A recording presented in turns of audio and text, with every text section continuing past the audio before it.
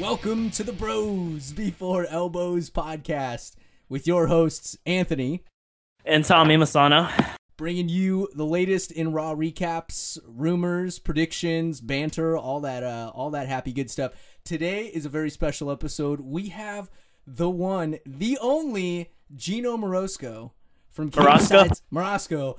Oh, you botched the name, man. Oh man, you totally botched that move, man. Fucking botchamania. Vinny Mac's gonna be pissed. Yeah, you're gonna get your ass chewed at Gorilla. Oh man, dang it. Geno Mrosko's on the show from CagesideSeats.com. Guy runs the site. It's awesome. Definitely check it out. It is a awesome site for pretty much everything wrestling. So welcome to the show, Geno. Welcome to the madness as you have recently just encountered the nuttiness of this grassroots campaign. I might be the only pro wrestling website promoting you guys, man. I put you on the front page every time, and it's free too. Free ad space. Dude, that's awesome, man. You know how much people pay on SB Nation to advertise on them, and now Geno's giving us the push, man. He sees a light at the end of this tunnel somehow. Yes. If you ever see an article on Cage Side and the comments are closed, that's because somebody paid me to put it up there. We're getting. And I don't want. Yeah, and I don't want. Can I curse on the show? Is that okay? Yeah, to tell you the truth, these episodes haven't been hitting iTunes yet. So yeah, man, if you want to get raw and dirty, let's make the CCW style, man. If we got to throw some people through some tables and light some shit on fire, let's do it. Okay. I was gonna say I don't want the fucking idiots that are in the comments sometimes that just try to cause a ruckus to mess with my sponsorship money. So if you see a post and the comments are closed as soon as it goes up, that's why. Someone paid me to put that up. Interesting. Nutty. Yeah. That's crazy. That's the greatest money ever.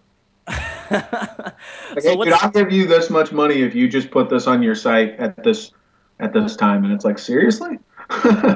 That's pretty awesome, dude. Absolutely. Like, all right, yeah. What's your PayPal? Like, here's this much money. I'm like, is this real? Like, all I have to do, I just have to post this. Like, yeah. Does that go out to like every SB Nation site, or is it like it's different for like the pro wrestling sites get something, the boxing stuff or the MMA stuff get something, like MMA Mania get something different, or does it go like a big net? If you do your own like little individual deals, since I run the site, like. I know, like at Mania, where I don't run the show, I'm kind of like, I at this point, I'm probably fourth, fifth in command there. But you're like, Kane. You're Kane. Yeah, there you go. I'm the director of operations. I don't look as good in a suit though. But no, yeah, they're like, if you get any, advertisements or whatever, you cut any deals yourself, you keep the money. But I never did it at Mania. But as soon as I was, cage side running the show, they're like, hey, people just kind of. We'd like to put this on your site. We'd like to do this. We'd like to do this. And it's like, yeah, we can work something out for the right price. I've got a price for sure. Everyone's got a price, I heard. Everybody's got a price. Yeah, absolutely. How did you get started with the whole Cage Side site? Oh man. So probably I want to say August of 2010, maybe. I was commenting at Bloody Elbow. I had discovered Bloody Elbow, which is an MMA blog on SB Nation. And they put out in the fan post section, a guy named David Bixenspan put out a call for writers at Cage Side. And it's free. You're not going to get paid. But, you can get your stuff out there and, you can write about what you want to write about and this, that, and the other thing. And I wasn't working at the time. I was bored to tears. I had no desire to get a real job after the job that I had been doing. And so I was like, yeah, I'll do this, kill some time. And so I started doing it, and I kicked their traffic up quite a bit, just doing, just various things, quick results stuff. Like, it's amazing people, especially in the pro wrestling space, they don't really understand things like SEO or timing, when to put posts up, the kind of posts you want to put up, and what time you want to put them up, and things like that. And so really early, I brought that to the table, and hits just sort of started skyrocketing. And so Kid Nate, who is the combat manager, the manager for the Combat League, I guess is what it's called, he's like, hey, man, I want to introduce you to Thomas Myers. He's the guy that runs Mania, and Mania is a huge blog. Mm-hmm. It's like usually second or third on SB Nation has like 320 blogs. Mania is usually second or third every day. Wow. and behind only MMA fighting. So when fighting, before they came in, it was pretty much Mania and BE would kind of trade off, kind of like the Monday Night Wars, like Raw and Mania and BE kind of go back and forth on who's doing better. But yeah, he's like, hey man, I want you to do recaps for me and stuff, and I'll offer you this much money. And I was like, through the roof, like, wait, you're gonna pay me?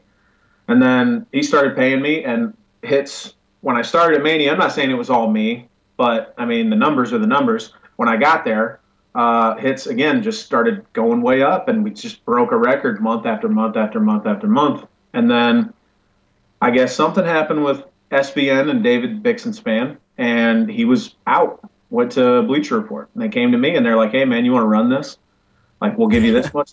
We'll give you this much money." And like, not to like throw this out there, but like, he wanted a raise, I guess, and didn't, produce to get the raise, kind of thing, like. Yeah, the site was really different before August 2. I think I discovered, just to interrupt completely, but I discovered Cage Side Seats like when Punk did the pipe bomb and then Macho Man died. They did some good coverage of that, but other than that, the site was pretty, compared to now as far as post-wise and how fan activity is kind of barren before that summer.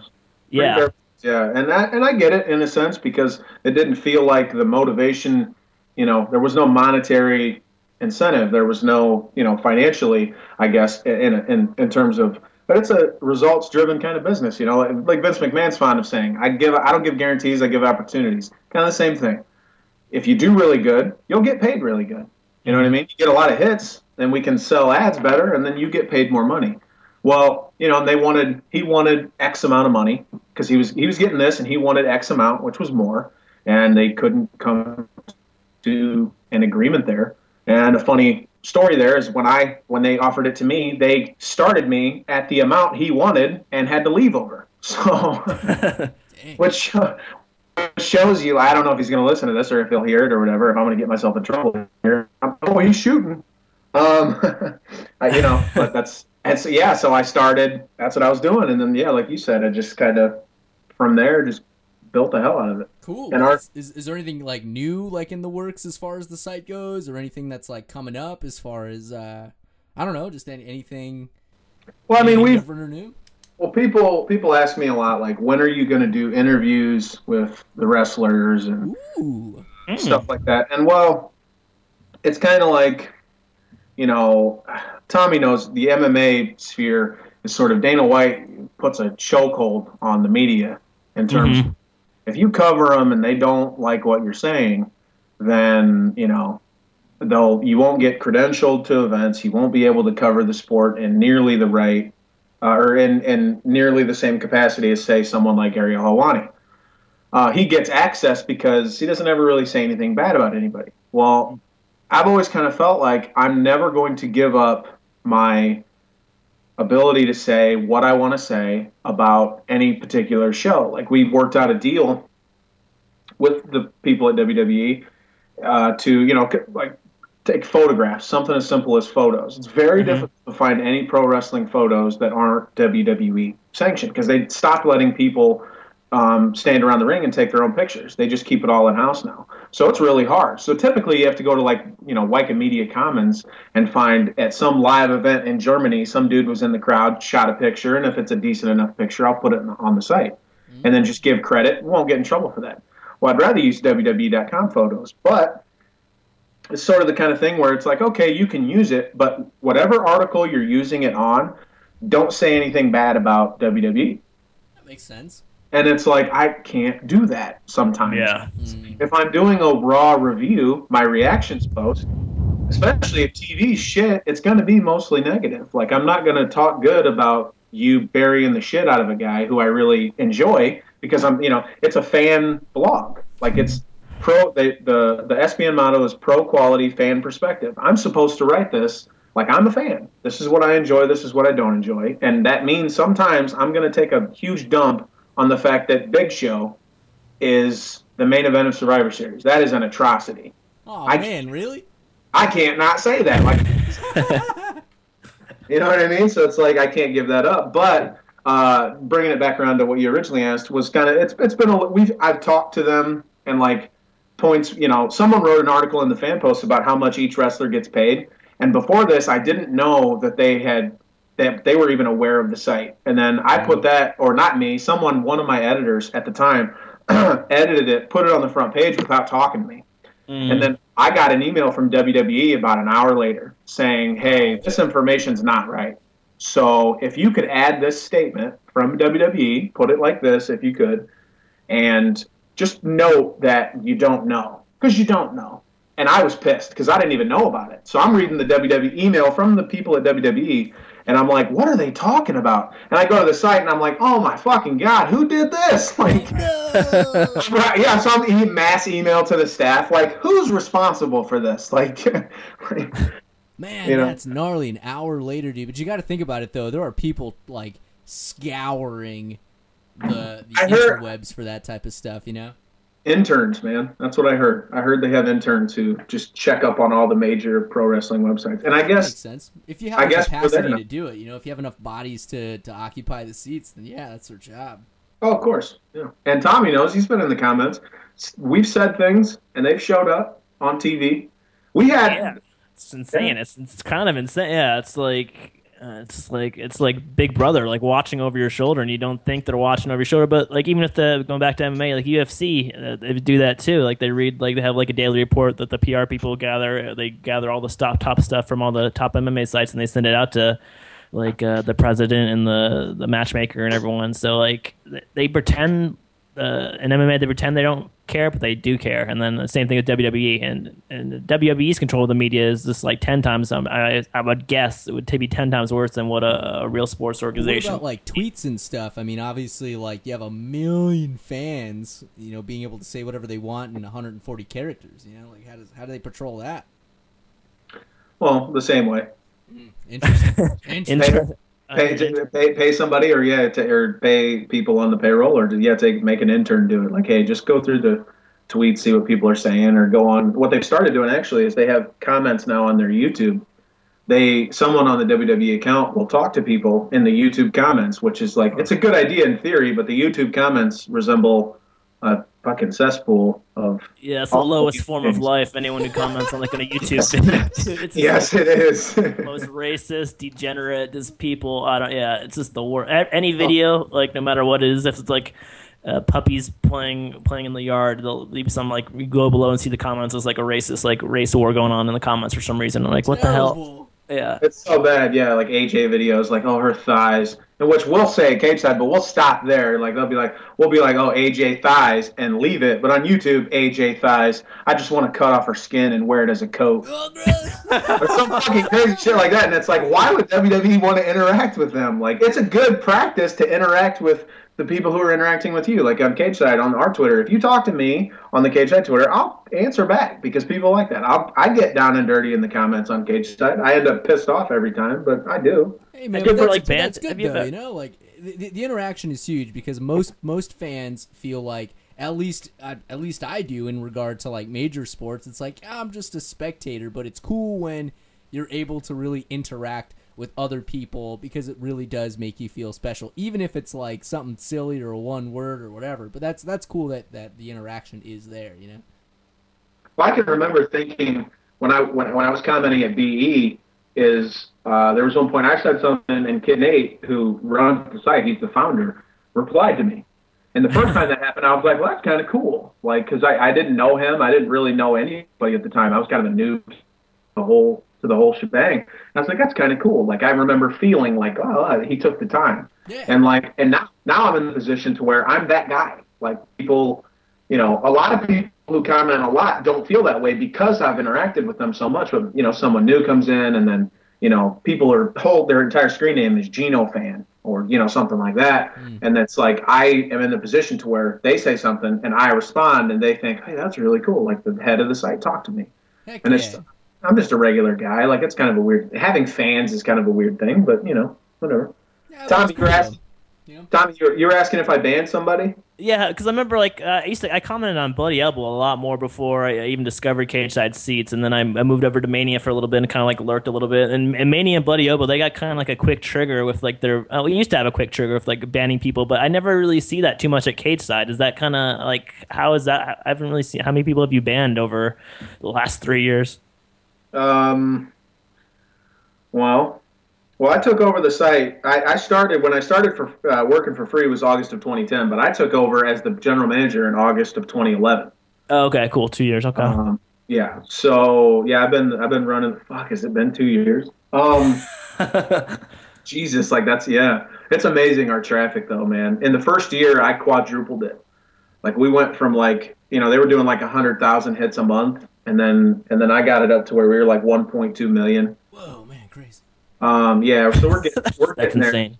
We're getting there, man. We're doing pretty good. WrestleMania season's coming up too, so it's getting ready to get real crazy. But no, how many have I banned total? Fuck, maybe more than you think. Maybe like 20, but like not including spammers and stuff like that. Like some people are just, Bloody Elbow's kind of their trigger. Finger is always itchy, but like Mania is very lax, and that's where I came from. And it was always like, well, unless they go really crazy. You have to say some pretty ignorant stuff or something outlandishly offensive. I feel to be like banned from a site, Well, and not even that so much as like if I like kind of look at it like we're a community, and so essentially Cage Side is like my house. And we're all and I threw a party, and everyone's hanging out at the party, and the comments represents that. So if someone comes in and they start causing trouble, even if they're not like being directly like awful, or they're not saying, "Hey, fuck you, I think you're a douchebag," I wouldn't let that fly, but I wouldn't necessarily ban right away. But if they're in there and they're just being generally snobby and shitty and just really confrontational and awful, I kind of liken that to someone. If someone walks into your party and shits on your rug, that ruins it for everybody, man. Yeah, that's true. Like, don't shit on my rug. Like, it really ties the room together. So if that happens, I'll ban somebody and be like, hey, man, why don't you go calm down and we'll talk later. Maybe come back and then they think, well, you just banned me because you disagree with me or because I don't kiss your ass or stuff like that. It's like, I'm not on that much of a power trip, guy. I don't really care. You pooped on my rug, man. Yeah, exactly. Like, you're killing the fucking vibe in here, dude. Like, we're having a good time. Like, I don't need your shit. Who invited this guy? Exactly. Like, you're not. It's my right to comment. No, it fucking is not. Let's make that clear right away. For anyone who listens to this, if you're on Cage Side and you're listening to this, it is not your right to comment. It is a privilege, one that I can take away from you any fucking time I want. I'm not saying that to be a dick, and I'm not cutting a heel promo, whatever. I make the staff call me the King of Kings, but whatever. I'm just saying, like, it's not a right. It's really not. It's my forum. It's my etiquette, spot, man. That's exactly right. It's etiquette. To the house party rules. It's like, hey, man, if you're gonna bring some beer for everybody, or bring enough for enough homies to drink from. But I'll give you an example on the rug. I'll give you an example. Right now, as we speak, I got into it with a dude in the comments today who had been banned twice under previous names. And I saw this, and I let him have this account. And he's still being a confrontational fucking annoyance to me. But, like, I'm still letting it ride, even though he's being continuously shitty.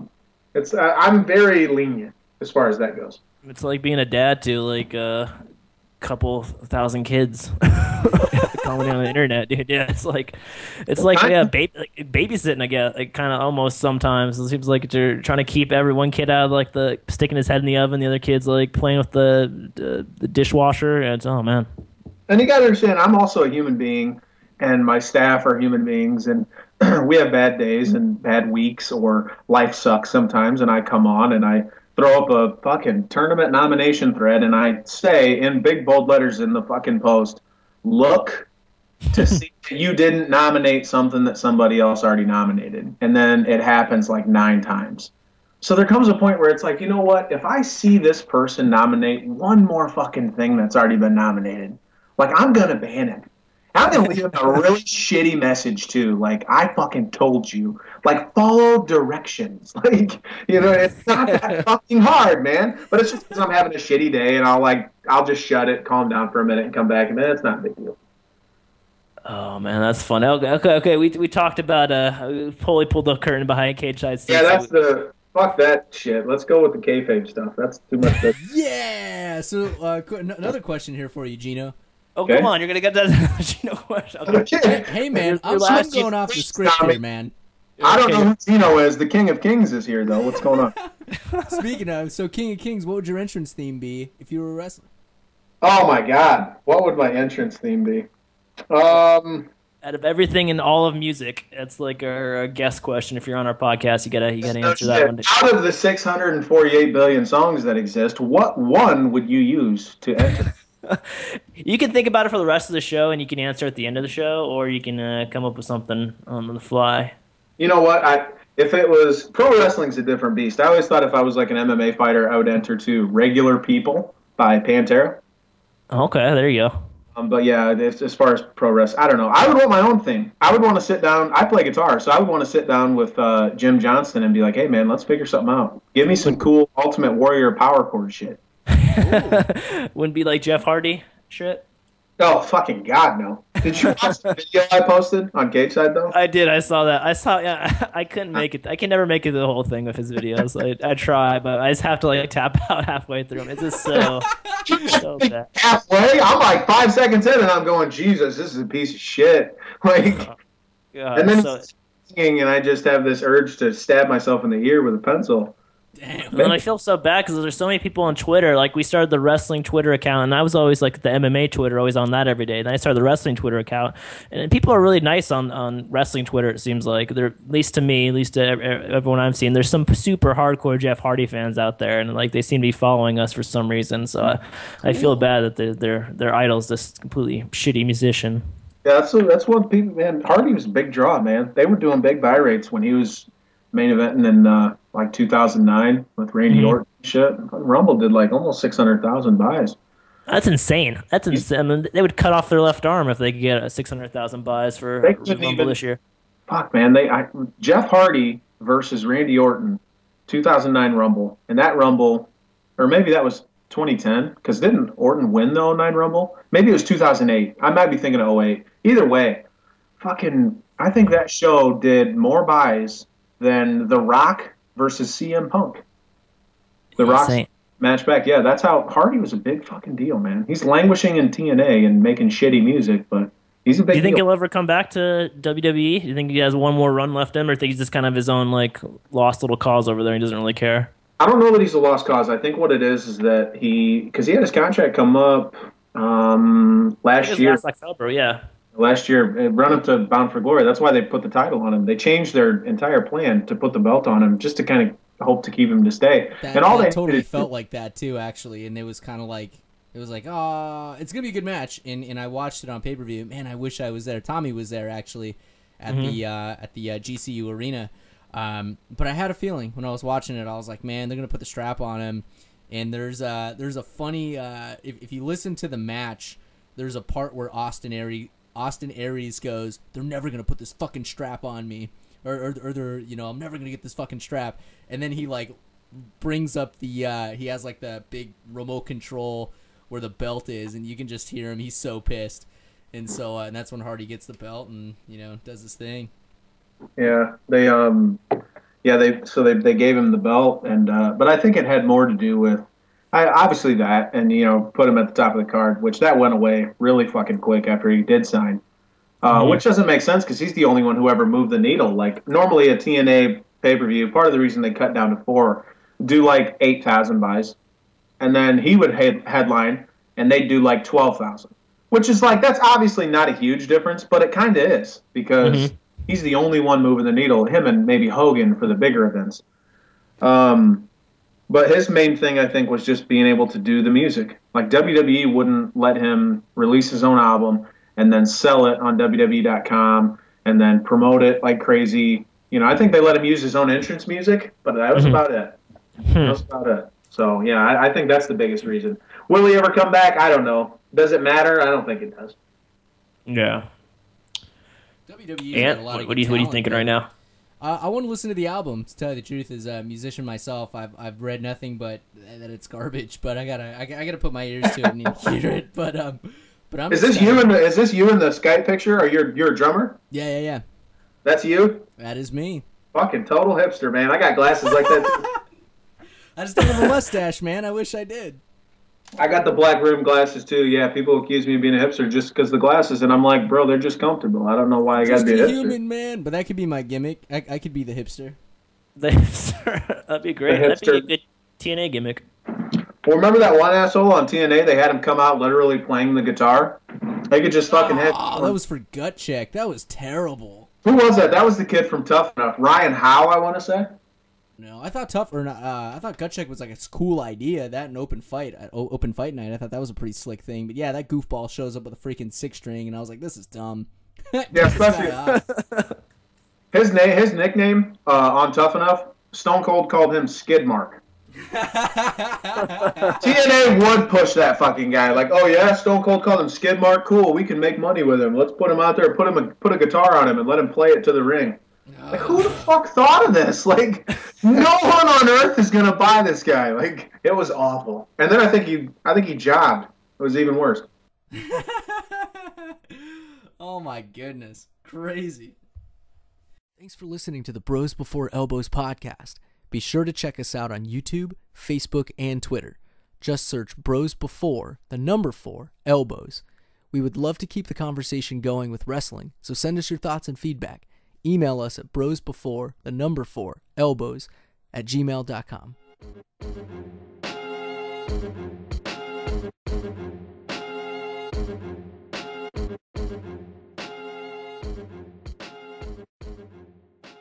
Okay, so what do you guys think of Raw this week? Anything stand out to you? I'm looking at the recap, looking at this Orton Big Show thing. Is this gonna do anything for any? I can't get over Big Show. I'm still like pissed that he took Daniel Bryan's spot. I'm not gonna get over that. And no, I got a question. I got a question for you two. Okay. Because I got bombed for this, and now I want to hear you guys what you think about it. Lay it on us. Oh yeah. Okay, Daniel Bryan did not get buried. Okay, that's heavy quotation, sarcastic fucking shit. If you could see me, he did not get buried. Okay, but he got pushed down the card. Right? Mm-hmm. How do you feel about Bryan's run? Okay, the way they booked him, and does he look shittier because of what they did? And this is like 8 questions. Sorry, deal with it. And Big Show taking his spot. Like, is that not exactly what occurred? Like, what do you think about this? Okay, let me tackle this one. I didn't think it was just horrible. It was just like, if you're gonna push a guy and Cena's gonna be out for a little while, and he needs someone to take those headlining pay-per-views, those next 3 pay-per-views that came in September and October. It was okay to have a little banter between him and Triple H, but the way Triple H just like pointed out every flaw he really had and what everyone was kind of. Yeah, just cut him off at the knees. And it was just like, okay, you can, instead of working around his flaws and highlighting his strengths, they kind of just pointed out all his flaws for everyone to see. And that was just tough to get over for him.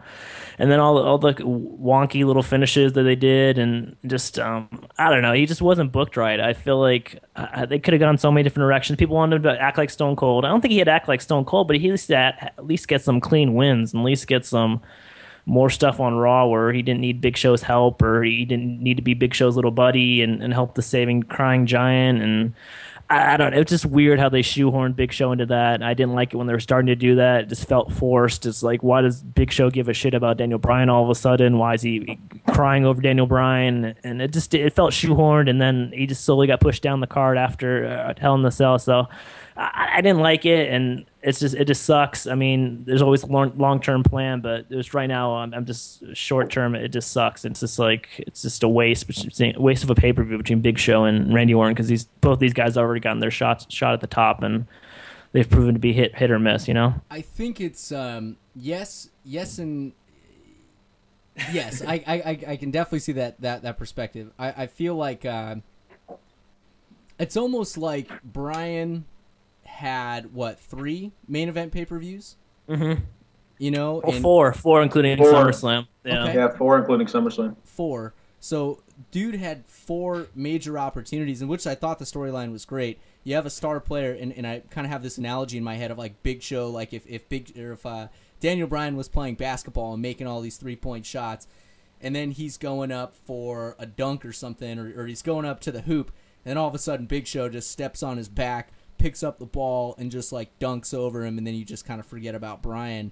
But I think I think the angle that I see is they gave him all these opportunities, built him as this really big guy. So now he's got all this like kind of like gunpowder behind him, and now they're kind of pushing him to the side, which I don't see really as a bad thing. I kind of see it as like, hey, we tried this angle 4 different times, but let's let it cool down and then let's let him pop.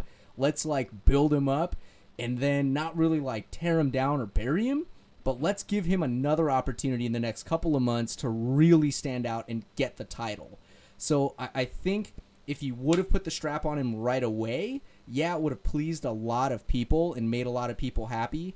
But I really think he deserves to be in a match, not against Orton, but against somebody else to really make him stand out. Like, even though they really, I guess, like chopped him off the knees and told him, like, you know, you're pathetic, you're a B-plus player, whatever, that kind of just makes that hero-villain storyline that much better when he does and will, you know, explode.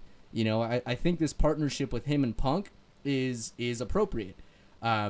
But I also think it's going to be a good thing if Punk's able to get Bryan over even more, and then when Bryan does get the strap, it'll be kind of like sweet vengeance in a sense, because I see Bryan as like the wrestler's wrestler. You know, he has like a physique of like, you know, like, yeah, I could if I ate right and I, you know, worked out and did all that, like I could see myself like that. I don't need to be 8 feet tall and 900 pounds. I could be, you know, like a good build. So I kind of see it that way, but I don't think they really punked him per se. I think they just might be trying to build him even bigger.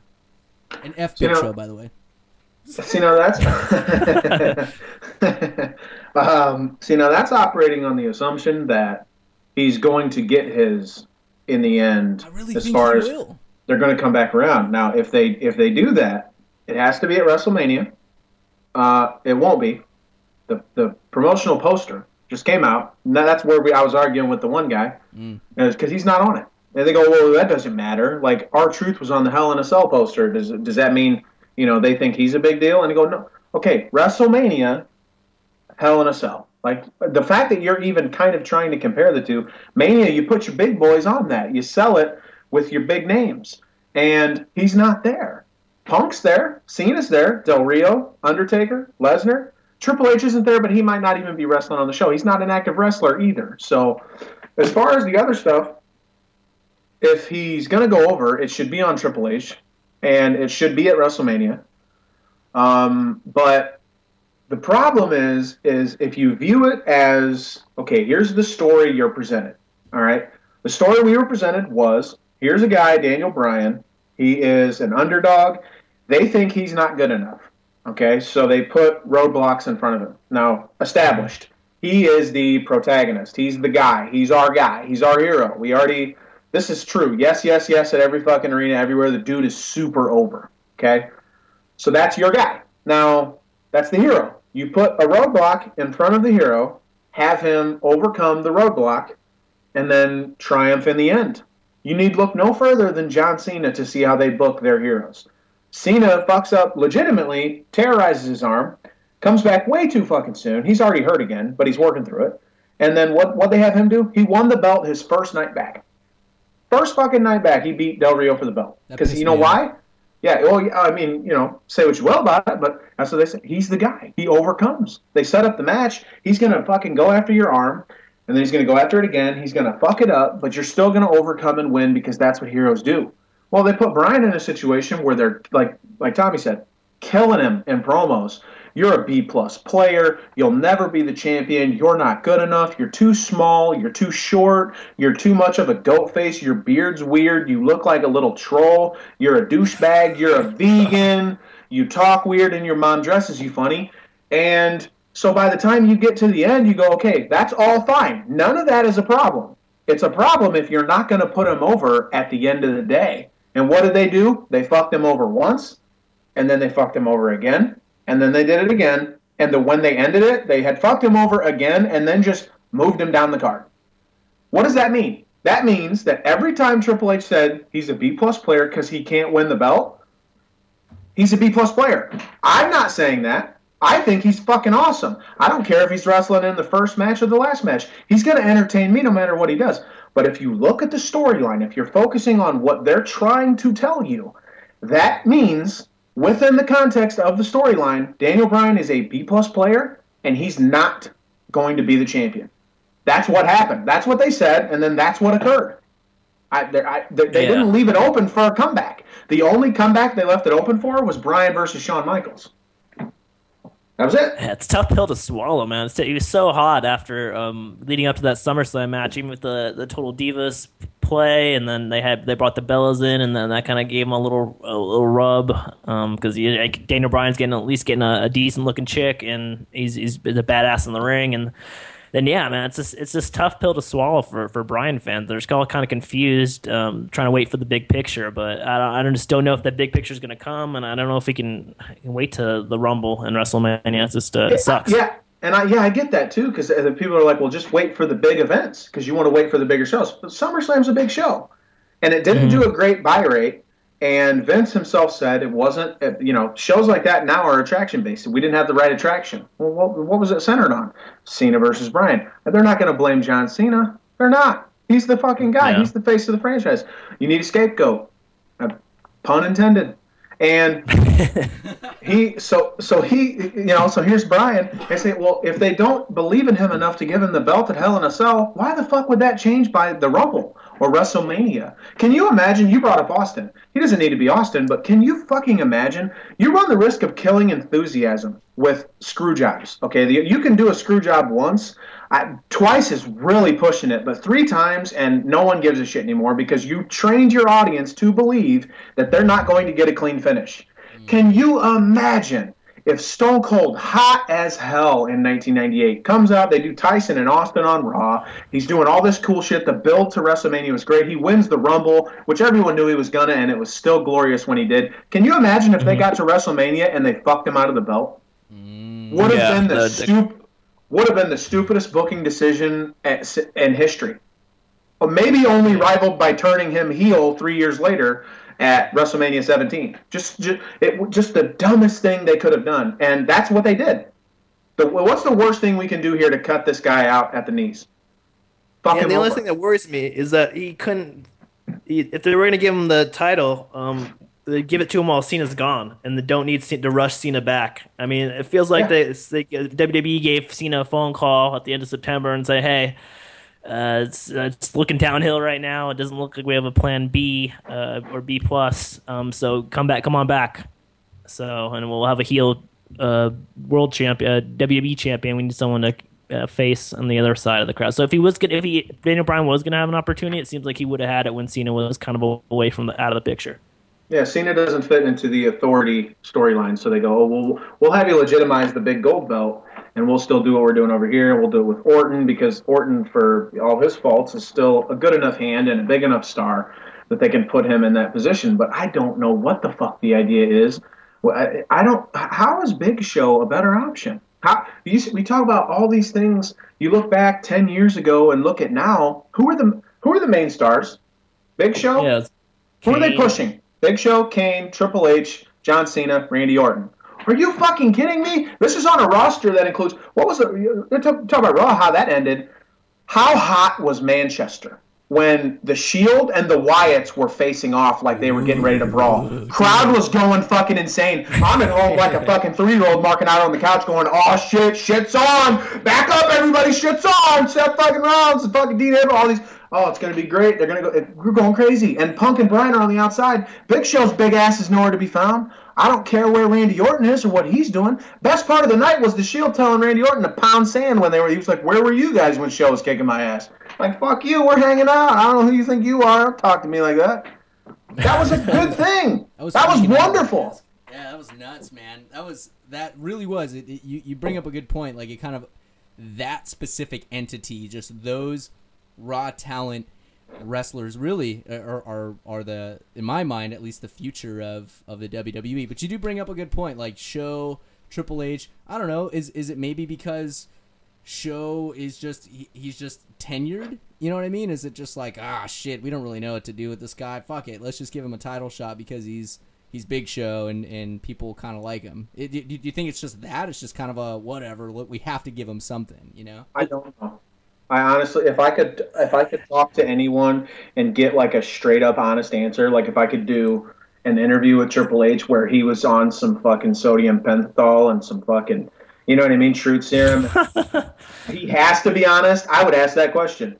Like, Trips, why for the 688th time are you pushing Big Show when he's never drawn a dime? And then he could tell me, because I don't understand. He's not going to draw. Survivor Series is going to fucking bomb. You know, it's probably a good thing that they're doing it, so that when it does, they can look at it and go, okay, it was a really bad idea to make Orton versus Show our main event at Survivor Series. Mm-hmm. As the thing is, people are going to complain about Orton. I'm talking about the internet community, which I don't know how big is compared to who actually buys the pay-per-view, but the internet community is going to want to buy the Punk versus Bryan versus the Wyatts, and then maybe they make it into a triple threat with the Shield. They're going to buy that, and then by proxy, they're just going to think, oh, hey, look. I mean, so I don't. It's kind of like it's a double-edged sword because I really want to see that, but I don't want to stick around and see Show and Orton. So I'm like torn on what to do with Survivor Series coming up. Well, the internet community, so to speak, don't cater to them ever, because they're going to be there. You don't ever. Your business isn't for your hardcores. They're going to be there no matter what you do. I'm going to watch no matter what happens, not just because I work in it, but because that's what I'm going to watch. Well, if I wasn't paid to work within it, by now I don't know, maybe I do check out, because Jesus, I mean, that's the whole point of the shit is you build a guy up. The babyface has to go over. That's just how it is. Like if you build a guy up, you make me feel invested in his chase for the belt, then you make me cheer him to the level that we were cheering him. I'm talking about Bryan. Mm-hmm.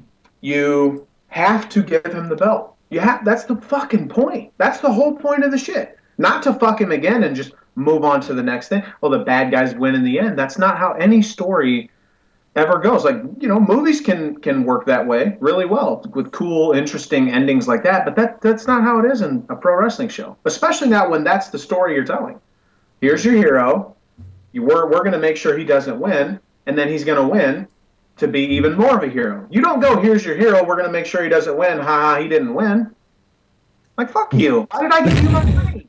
I gave you money to see him win. That's literally the concept behind it. That's what kills me. People go, yeah, but he's going to win later. What the fuck has happened to make you think that? They fucked him every chance they could. If they had belief in him to run with the belt, he'd already have it. You know what I mean? They have done nothing to make me think that he's going to win the title at any point. None. They believed in him so little when he was the fucking world champion, the big gold belt, that they had Sheamus beat him in 18 seconds at WrestleMania. That's how much they believe in Daniel. That's true. Yeah. And people are like, what, 2 years later, he's going to headline and win the title from, like, fucking Randy Orton or Triple H even, if he fucking around comes back and just wins the belt himself, which that could happen. Oh, man. Dude, I think Cage side would melt down if Triple H won the belt. The only thing worse than Triple H was if Hogan came out and they started feuding for the belt. I think Triple H, I think the Cage side would dispel. I would freak out. If Triple H if you want something done right, you got to do it yourself, and he rips his shirt off and gets in the match and wins the fucking belt, like, that's a real thing that might happen. Like, and then right after he wins and he's celebrating, and then you hear the dan, dan, dan, dan. I'm like, oh my fuck. I can't. I'm done. Is that really Hogan fucking limping his way to the ring? Oh, man. I think just like Tommy said in a previous podcast, everybody would go down to North Carolina and just light the headquarters on fire. Yeah, go up to Connecticut. Yeah, they're gonna go. They'd light Alabama. I'm so terrible. I think if they gave like Hogan he signed his contract with WWE, but then he gets a Money in the Bank briefcase with his contract as a bonus or something. Oh my God, yeah, they're gonna sign him. Speaking of Hogan, yeah, what's gonna happen with this? What's the hot rumor? Does this guy have a job? Is he begging for change on the street? Is he what's he doing? Hogan is a character, man. You don't never know what the fuck he's talking about. Like, he's in the interviews, he's doing the, I quit TNA. That was a shoot. But I need a job. I need to find work, So it's like, you're telling me that it was legitimate that he quit TNA. It was on TV. No, it wasn't legitimate. They wanted to pay him, but not nearly as much as he's used to making because they're cutting back. And WWE, though, I mean, it ain't like they're beating the door down. Like, here, let us give you a whole bunch of money and, all that and, prominent role and all these things, And TNA, he's the general manager, and in TNA, he had enough power that even when he was fucking leaving, he had enough power to book Dixie Carter, the owner. I mean, not the owner, but essentially, to defile herself, embarrass and humiliate herself by literally grabbing his leg, crying, and begging him not to go on television. That's the lasting image of Hogan on TNA is the last image. Yep, that's the last thing. That could very well be the very last image of Hogan on a TNA program is Dixie Carter begging him not to go. And it's come on, man. That's how much power he had. WWE, especially with how much power Triple H has now. Fuck. What's the relationship between Triple H and Hogan? Are they like cordial or like what's going on? Is there anything there? Or? There was an interview a while back, a shoot style interview, I guess, where Triple H was complimentary of Hogan, and then Hogan did one in the same vein. He was very complimentary of Triple H. And so, I think he's doing a great job taking over for Vince now, and he's got a real good mind for the business, and I think he makes great decisions, brother. I fucking bet you do, Hulk. Like, dig the nose a little further up there. Oh, man. But I think you have to have Hogan, man. Because you look at WrestleMania 1 through, 9 or whatever. It's all about Hogan in some way, shape, or form. And just to not have him at the 30th show in some capacity, I think that'd be kind of despite me being a 30-year-old, smark now, I still kind of want to see him involved somehow with WrestleMania, the 30th Selling edition. hot dogs and cotton candy. Cold beer. Well, yeah, that's what he said. It's funny because that's what he said in Jimmy Hart's fucking out there pimping him saying, and I put a fan shot of it on Cage Side saying that even if he has to buy a ticket, he's going to be at WrestleMania 30. I'm sad with that. Come on. And so he said, I hope he does have to buy a ticket. Like, come through with it. Show up, and they'll put him on screen. They probably put him on screen. They go, oh, look who's in the building. And the crowd will pop real big, thinking, I hope they troll the shit out of us. The crowd will pop real big, thinking, oh, he'll do a run-in later in the night, right? He'll come, they'll do some stupid fucking thing like at 2005, when he was inducted in the Hall of Fame, and then, Daivari was, beating up somebody. Of course, the fucking, the dude from the Middle East is beating someone up, and here comes Hogan, and the big flag drops down, and all that kind of bullshit. They probably do something like that. Right? Everyone's going to think that, they're going to do something like that. This is going to be great. Hogan's going to do a run-in from the crowd, and then the show just goes along, and then it never happens. That would be the greatest thing ever. He's just sitting watching the show like everyone else. Everyone's waiting for that to occur, and then the show ends. Put him on the kiss cam. Yeah, have a good night, everybody. Put him on. Have him run in on Jinder Mahal in 3MB for some reason. Oh my God, that's what Jinder Mahal. There he is. That's what they do. They the fucking turban would come back, and it'd be like, oh shit, here's where Hogan fucking 90-year-old ass comes out. The guy literally can't fall down. Like he will crumble into dust. He just can't do it, dude. And let's make sure to say that's literally is meant literally, literally. He cannot crawl his back. Yeah, he would die. He would. Those full body convulsion cell jobs that he always used to do, that would be real this time. You remember that? I hate Hogan's guts, right? But his cell jobs, the fucking best. That dude he would get clotheslined and be laying on the mat and then just randomly start convulsing his entire body. That was how he sold, you know what I mean? The best one was when he got an earthquake, hit him with an earthquake thing, and he started convulsing. I don't know, it didn't make any even as a kid, I was like, wait, but he hurt his chest. Why would he start? I don't know, it didn't make any. I don't know, he stopped his heart or something. That's like Goldberg too. Like fucking Goldberg God, he was a huge deal, man. But fuck, he would have matches, and someone would kick him in the stomach. And then he would start violently shaking his head out. Like that's your cell job? You got kicked in the stomach and he's shaking his head around like, oh, I'm injured. Oh, that hurt. Come on, Bill. Disoriented. Yeah, I guess, yeah. Learn how to work, man. Like, sell the fucking stomach. Like, he's just jerking his head around. Oh my goodness. Just good stuff. You think, what was your question, Amp? Oh, no. I was just going to say, speaking of just like getting people over and stuff, moving forward, Cesaro. I just wanted to bring up that guy's name. I think he deserves some attention on the show.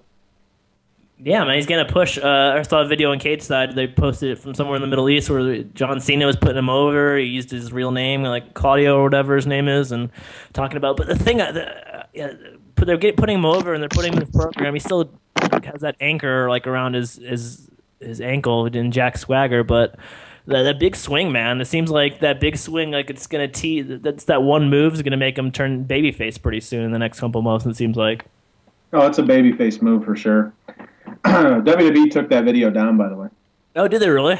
Yeah, heaven for fucking bid, one of their guys gets put over. You know what I mean?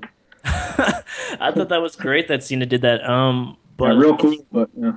But it raises kind of a big question, though. I mean, we're talking about like Bryan getting punked, and then Cesaro. I mean, there's a lot of young talent. There's a lot of young talent that could and will be, I think, the future of the business. But it's just, I don't know. It's just kind of funny, like I don't know, just not really. Yeah, you have like your main guy Cena putting over Cesaro, who I've always said was an awesome guy. The minute I saw him stealing Teddy Long's girl, you know, and I remember that angle. Yeah, it was crazy.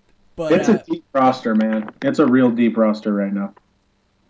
It's insane. Is it deep roster just because TNA can't really sign anyone right now, or is it just a deep roster because of the new training facility in NXT is on fire right now, or what explains it right now? TNA can't keep the guys they've got. Triple H explains it. And you know, they stopped kind of you know, the whole Ring of Honor. You know, they want to bring in independent stars. You know, for a while there was kind of a problem, and then they sort of went away from that. Like they're, you know, we'll push them. You know, they're kind of homegrown. You know how WWE is. They got to, you know, beat it out of you before they.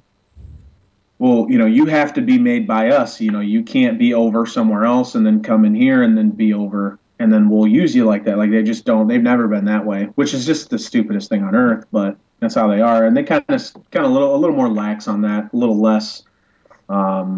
You know, crazy about it, you know. So it's like, because there's matches, you know, Ring of Honor takes advantage, you know, if Bryan works with Cesaro, they immediately go to the archives and put a video on YouTube. Oh, yeah, check this out.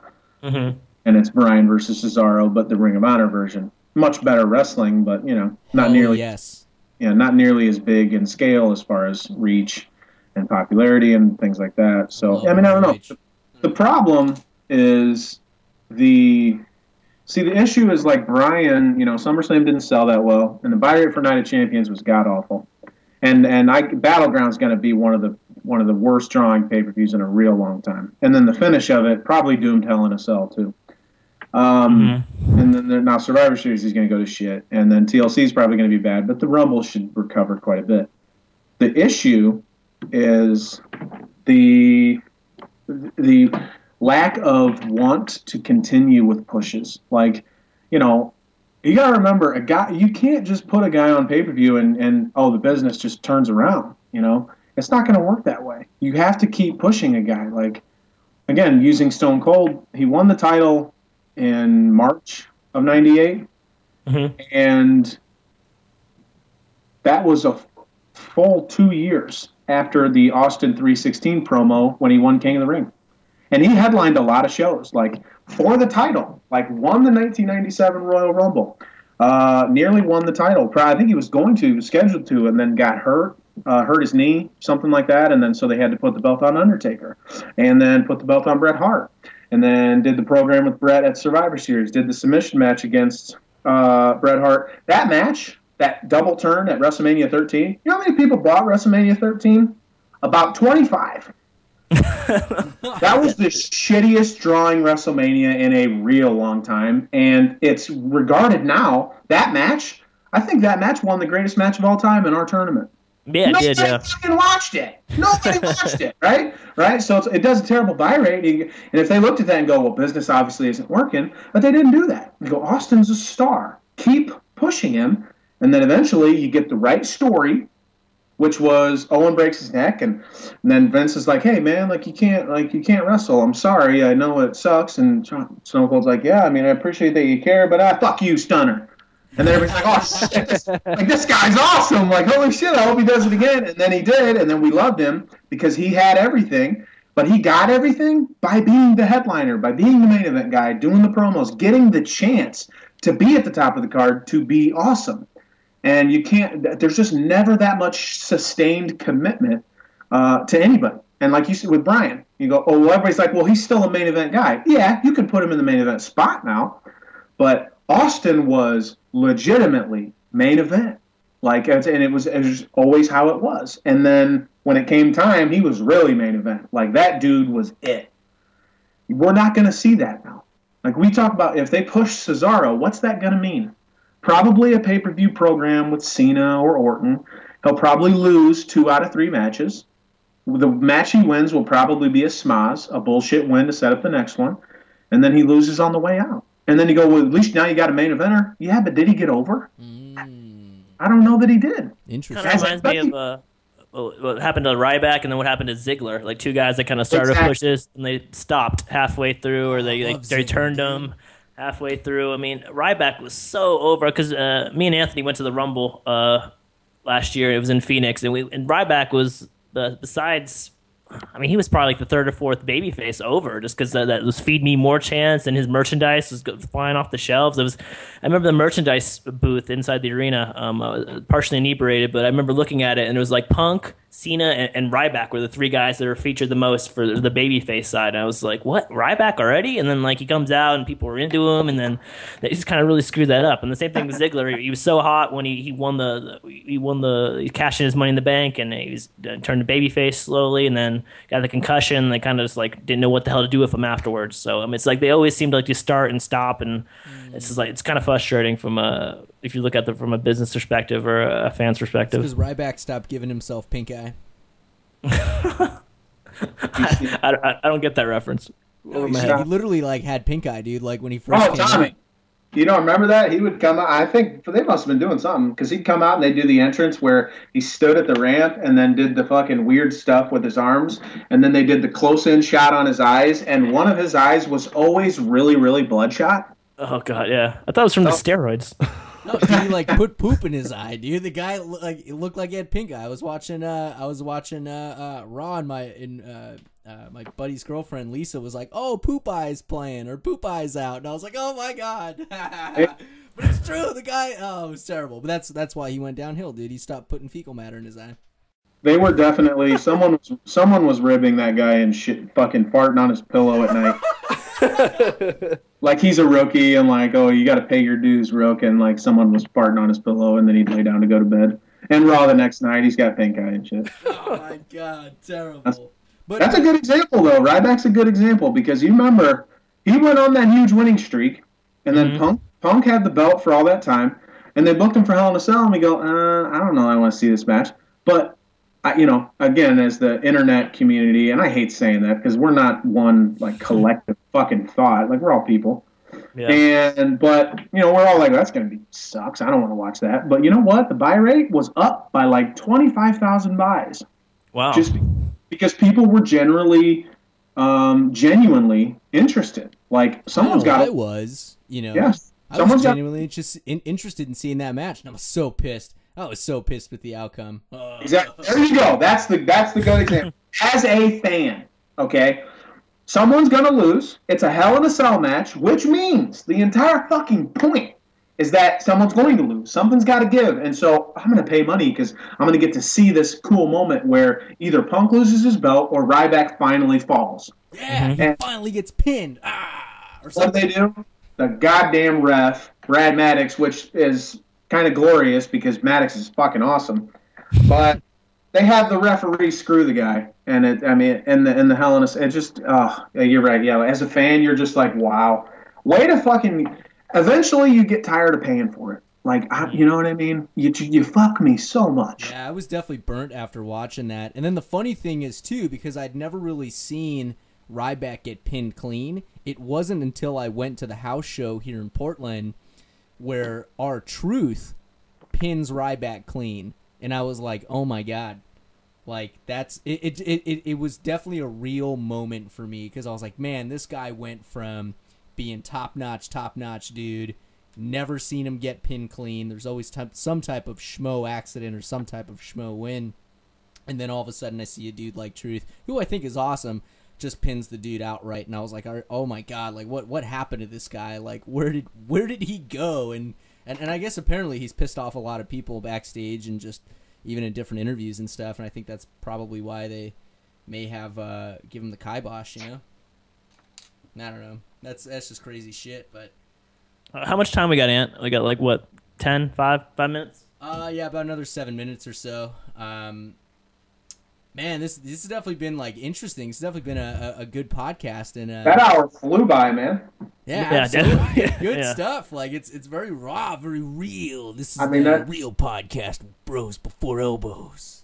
Yeah, it's like a whole different. That was a good radio voice, man. That was a good promo voice. Like goddamn, I wish I always had a voice like those guys. Like what's his name? The old NFL Films dude, John Facenta or whatever. Oh man, you just talked about like you'd always talk about the Raiders and the Packers. Yeah, that guy's 70s. Voice. Yeah. Or the guys that do the previews at the theater, like coming up, like dude. Yeah, got it. Wouldn't it be great to have that Survivor Series? You've got Big Show versus Randy Orton for the WWE title. That's kind of like a creepy Randy Savage. A really creepy Randy Savage. But like that would never work to get girls though, like right? Women would run from you. Or would they flock to me? Who knows? Especially when your voice first changed and like you're 14. Like imagine a 14-year-old dude, like those 14 when they were 14 and 15 trying to ask a girl to the dance or ask a girl to the prom with that creepy movie voice or the NFL Films voice. I mean, they must have got cock-blocked by that a lot. Girl, I got some KC and JoJo in my car. Come hang out. Exactly. KC and JoJo. KC and JoJo come hang out? What does that mean? I don't know what that means with the normal voice. Like, that's like just shit. Like, what? Come hang out where? In your unmarked van? In your windowless van? I got free Huffy bikes. I'd like to take you out. Like, what does that mean? Like, oh, you're like a hitman? You want to kill me? Like, yeah, take him out for ice cream, dude. There's a great ice cream place. Maybe get a milkshake. Take you to a classy joint, Applebee's. To get you the 2 for $20 deal. I'd like to pick the appetizer though. That's how you should always ask girls on dates, is just by cutting a promo in whatever voice you want. Yeah, just break into the Macho Man voice, just trying to ask him out. No, girl, I got 2 sticks of meat. I don't know what that means. That's terrifying. Okay, before we gotta go though, I wanted to ask you guys, make sure I'm gonna plug my own site where this is gonna appear anyway. So we got the next tournament's The Greatest Moment. Real American won the Greatest Entrance theme, which is, you know, it makes sense. It should have. I mean, what do you think of the Final Four? Real American, cold personality. It's all about the money. No chance in hell. I mean, that's a pretty good Final Four, right? Cold personality. Fuck out of there. That never should have been there. Chance in hell never should have been there. And I just realized I have a pimple like right in my ear. the day after the Greatest Entrance music theme tournament ends, you get a pimple in your ear, and then it's like a sign from stress or something. Stress. You know, that is what it is. It's like maybe it's like a hive type thing because I'm fucking stressed because Hogan won a tournament on my website. But no. That guy had his own cartoon show, man. That was awesome. We're doing Greatest Moments is the next tournament. Ooh. I want to know the greatest moment ever from both of you guys, and then I'll give mine, and I guess that's how we can get out of here. Shockmaster. Legitimately? Bring back the Shockmaster. That might win, dude. That might win. It's so good and so terrible. That's what makes it really good. Spain was so excited to announce it too. Like, you don't know what we got. We got a secret weapon. The Shockmaster, and then fucking, oh no. Falls through and just totally screws his own entrance. Oh just killed it, and the stormtrooper hat falls. We don't even need to talk about the tripping. What the fuck was he supposed to be? I don't get it. He was the Shockmaster, man. But what does that even mean? What is that? He's gonna start shooting the fucking what do you? I don't know what that means. It was WCW before Hogan and Bischoff. It was weird. They had some weird shit in the '90s, like early '90s for WCW. Yeah, we're talking about a company that had RoboCop save Sting once, and during a match. Oh my god!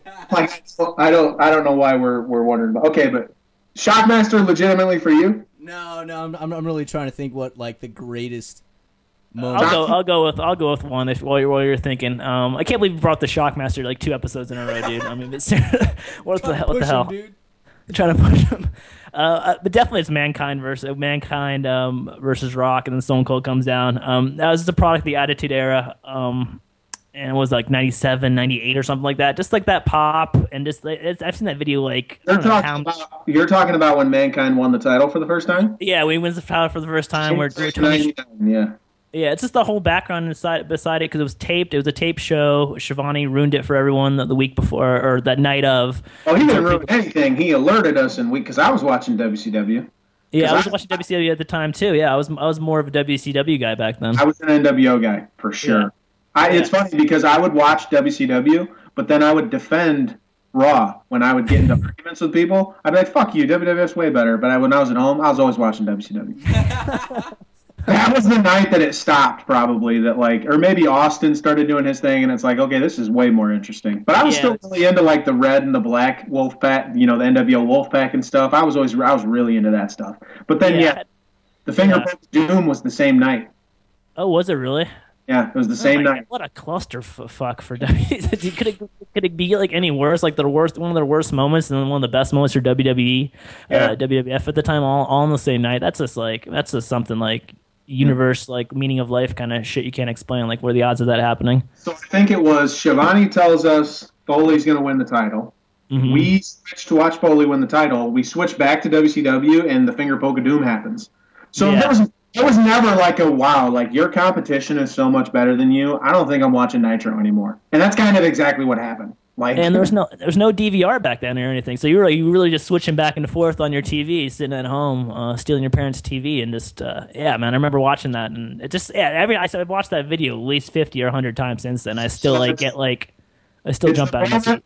It's the moment where there's interference. Shamrock comes in, hits Mankind with a chair. Billy Gunn jumps in the ring, knocks him out. There's a commotion outside. People start brawling, and then suddenly the commentary team goes quiet, and the glass hits, and the crowd goes fucking, and you will never see a crowd, a non-WrestleMania crowd at least, go this nuts for a wrestler ever again.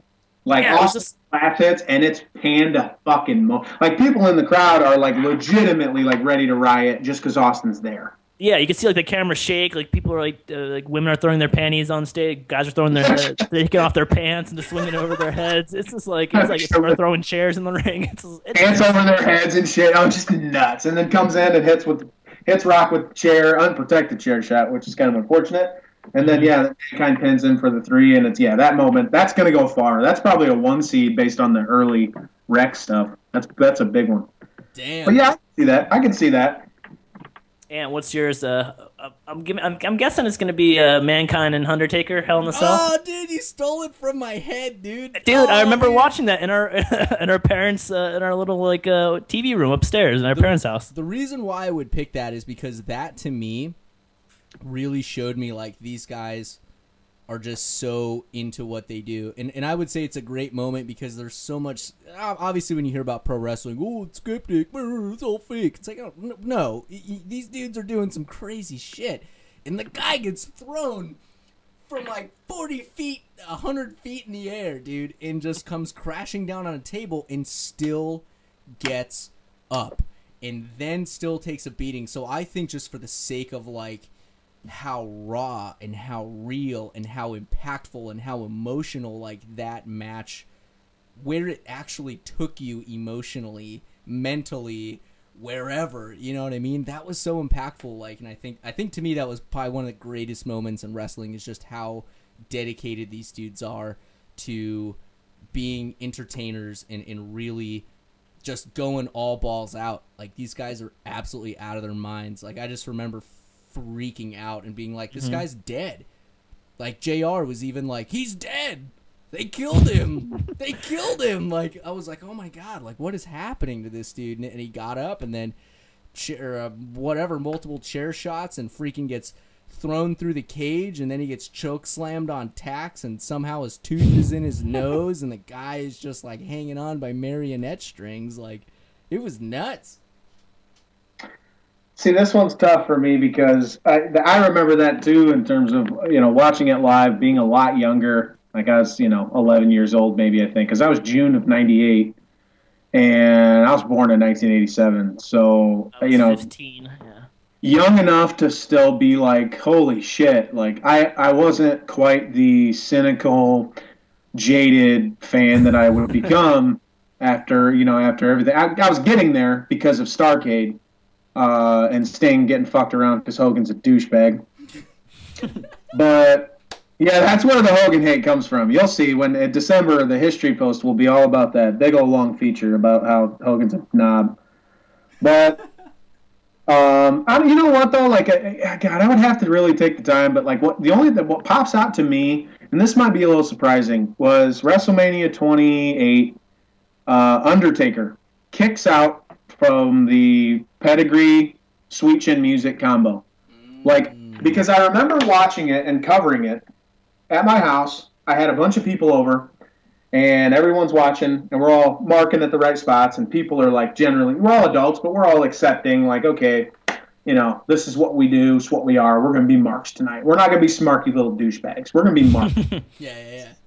So the match is going on, and Taker gets hit with Sweet Chin Music, turns around, and then gets pedigree. And everyone in the room was like, no. Like, no. Like, it's because it was the perfect combination of it's Triple H, so he's crazy enough to book himself to win this match. It's Triple H, so Taker would have to bow down considering his power. He's Triple H, Undertaker might be retiring. Triple H maybe too, so this could be the swan song for both of them. Remember at the time, we didn't know, so this might be it. It was the end of an era, so to speak, so everything looked like, oh shit, like, this might happen. And then that's going into the match. And then the Chin Music and the pedigree, and you're like, oh my God. And like, all of us were like, no, he's going to do it. He's going to fucking beat him. Like, they're actually going to end the streak. And then the pin, and Michaels goes down in the 1, and we're like, no, my God, 2, and like, I can't fucking believe. And before he gets to 3, Undertaker kicks out, and the crowd in Miami goes nuts. And at home, we just explode. Like it's the greatest thing ever. Like, oh my fucking God. I can't fucking believe what just happened. I can't fucking believe it. I can't fucking believe it. Undertaker's got so much heart. He's a dead man, but he's got so much heart. Like, I'm freaking out. Legitimately freaking out, going crazy. Like, he will not die. I don't care what's going to happen here.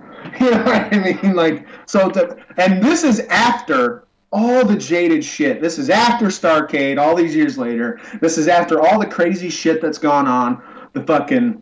The screw job and fucking all these insane things that make you feel jaded. Triple H's run of terror, Katie Vick, fucking, Benoit, Guerrero, like all these things that would steal away your want to be a fan.